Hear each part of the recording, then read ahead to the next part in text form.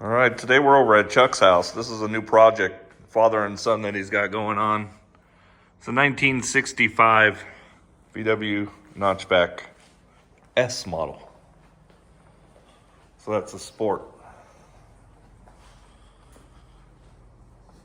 And it's pretty solid. See the S?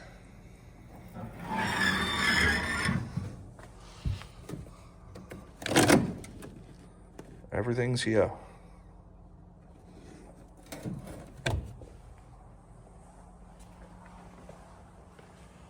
So you ready for this, Chuck? Ready for it. It's got the 3-tone interior. 6-volt setup, old AM radio. It's gonna be a long project and we're gonna stay tuned with this one and keep updates. Doesn't look like it's ever been tapped, crunched, or bumped.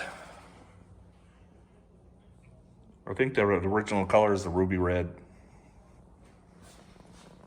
So keep an eye out, folks. This is going to be a new project we're going to follow along with. Months, maybe a year in the making.